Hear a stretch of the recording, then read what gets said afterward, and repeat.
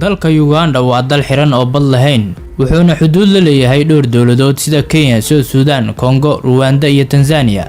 wuxuu dhacaa dalkan bariga qaaradda Afrika gaar ahaan mandiqada harooyinka ugu waaweyn hodanka ku ah. waxaa laga helaa dalka Uganda kala bar tirada xayawaanka gorillaha ee caalamka waana mid xiisaha gelisa oo uu ku soo jiito dalxiisayaasha. sidoo kale waxaa laga helaa 11% shimbiraha caalamka ku nool ayadoona ay ku dhan yihiin badanaa noocyada kala duwan ee shimbiraha.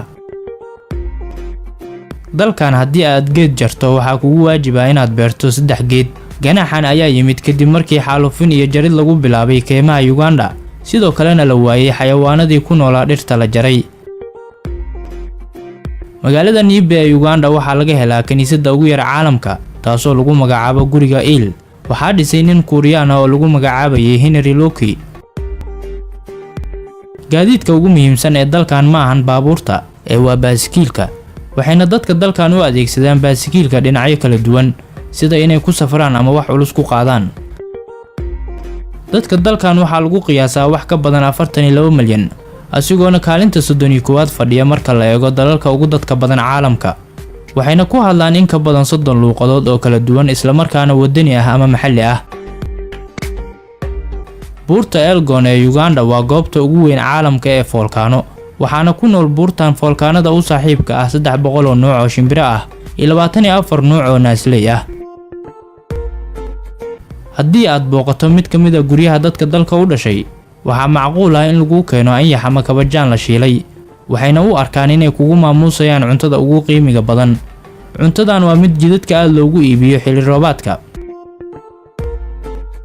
Kenya iyo Uganda waxay ku muransan yihiin harada Majingo waxaana ka talisay Uganda.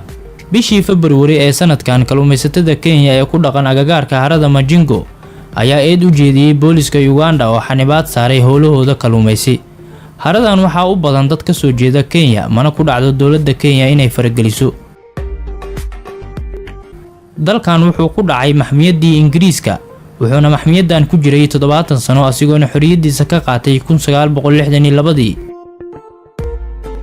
Uganda waxaa dhacda harada Victoria ee ah harada labaad ee biyaha macaan ee ugu weyn caalamka taasoo kulansatay 3,000 oo jasiiradood waxaana Uganda la wadaaga haradan Kenya iyo Tanzania.